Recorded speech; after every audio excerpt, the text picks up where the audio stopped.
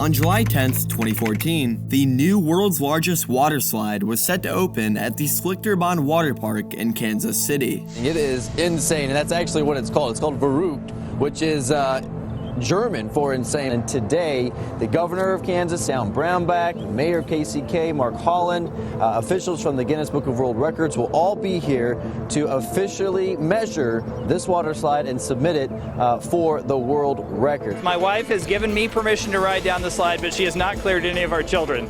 I don't know what that means. If you don't think about it, you just enjoy the ride, which is probably the best way to do life. VERÜCKT, meaning insane in German, had just set the record to become the tallest water slide in the world at a height of 168 feet and 7 inches. VERÜCKT was originally scheduled to open in June of 2013, but some difficulties in the construction and testing stages delayed this opening. Now to what is supposed to be the world's biggest water slide. The opening has just been delayed, though, for a third time. The big question, of course, is it safe? The idea behind the slide is a fairly simple design. There's the initial drop from the 163-foot high platform, and keep in mind this is taller than Niagara Falls. Then the riders will shoot down the nearly vertical drop, hitting speeds as high as 70 miles per hour towards the bottom, to which then you will soar back over the arch and down until you hit the strait of standing water. The most dangerous part about this slide is not actually during the free fall, but rather when the raft comes over the arch. The engineers for this slide would use sandbags to represent the weight that a human body would emulate. Sometimes the weight would be too light and the sandbags would go flying off the arch, and other times the weight was too heavy and the raft wouldn't even make it to the top of the arch. Many of the delays were due to trying to perfect the height of the arch and calculating what the perfect weight inside the raft needs to be in order to ensure the perfect safe ride. Finally, the engineers had figured out the perfect ratio, and VERÜCKT opened on July 10th, 2014. Sarah Hollenbeck is live at Schlitterbahn, where riders are getting their first thrill down VERÜCKT. Sarah.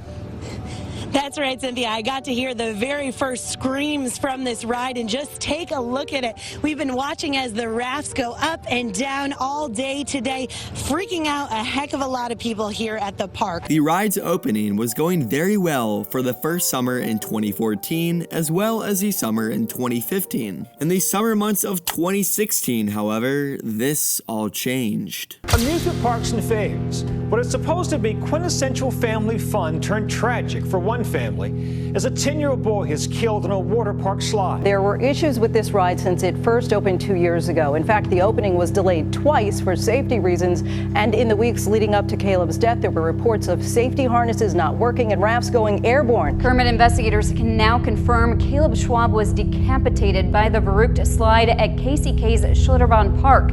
I spoke with a mid-Missouri man who was at the park at the time. We just heard this loud cracking noise almost, and so we all looked and we saw that there was the supports that hold the netting in place that's over the slide. A couple of them were all bent and jagged out of place. Caleb Schwab, at just 10 years old, had unfortunately died as a result of an accident occurring on the world's tallest water slide. What was built to attract adventure seekers from all over the world and put Schlichterbahn Water Park on the map had just turned deadly. Now, unfortunately, accidents at water parks are far from rare. Waterslide injuries account for over 4,200 trips to the emergency room every single year. Many of these injuries include scrapes, concussions, broken limbs, and spinal damage. This doesn't even include the people who are rescued by lifeguards each year. And an even more astounding, roughly 100,000 people are saved from drowning each year, and this number is over 1 million people saved if you are accounting for the whole globe. There's something that is far less visible though, which ends up causing great danger in these pools. So an investigation is now underway after dozens of people had to be hospitalized. Some even fell unconscious,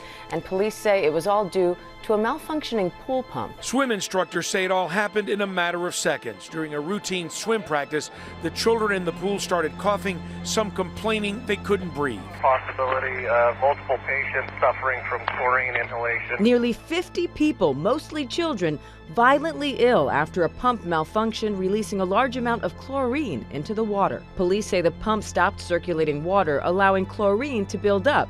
When it started working again, the extra chlorine turned to gas. Over 4,600 people were taken to the hospital for pool disinfectant exposure, which is more than the number of people who went to the hospital because of the bacteria that the disinfectants were trying to kill in the first place. Chlorine is used in pools and water parks to kill off harmful bacteria that may be in the water, but too much chlorine can often lead to chlorine poisoning. People who accidentally consume or inhale these chlorine chemicals will likely suffer with eye irritation, skin itchiness, asthma, and lung irritation. Aside from these chemicals, the drains that help filter out the harmful bacteria have proved to be extremely dangerous as well. Yeah, this all happened at the Funtown Water Park on Sunday. We understand that boy got caught in a pump system at the park. This newly released surveillance video shows 2 boys in an unguarded lazy river pool. Signs posted near the pool indicating no lifeguards were on duty.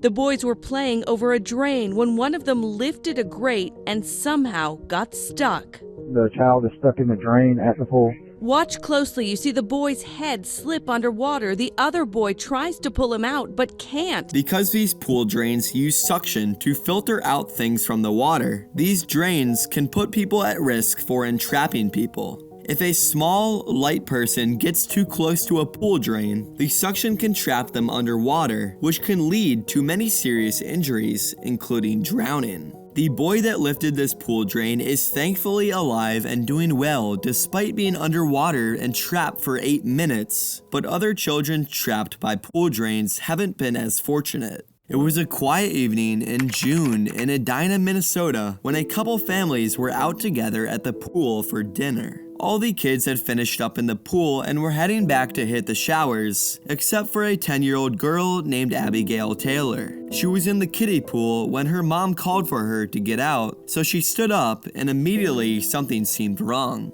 Abigail looked very dizzy and eventually lost her balance, where she hit her head and knocked out her front teeth before falling into the adult swimming pool. According to the family's account, they thought maybe it was some neurological problem or sunstroke, but in reality, the situation was much worse. There was no blood, yet Abby was floating in and out of consciousness and telling her parents that her stomach hurt. It wasn't until several hours later, when Abby was in the hospital, that the doctors had discovered the horrifying truth. Abby's small intestine had been ripped out of her body by the suction of the pool drain, and the doctors were shocked that Abby was even still alive. Abby received numerous surgeries to repair her body as best as possible, and then on December 16th, Abby received the call that she was eligible for a transplant that would include a new liver, small bowel, and pancreas. Unfortunately, even after these transplants, Abby's condition didn't get much better, and Abby ended up developing a cancerous condition that is normally triggered from organ transplants. By March of 2008, 9 months after the original pool drain accident and 16 surgeries later, Abby's body unfortunately succumbed to her injuries, and Abby, in the words of her parents, went very quietly and peacefully with her family at her side. Now, these pool drains, which have valid intentions of keeping out harmful bacteria, can unfortunately cause some pretty serious damage, some even proving to be tragic. And lastly, if you want to donate to Abigail's story, which is titled Abby's Hope Charitable Foundation, I'll link the page to that below in the description.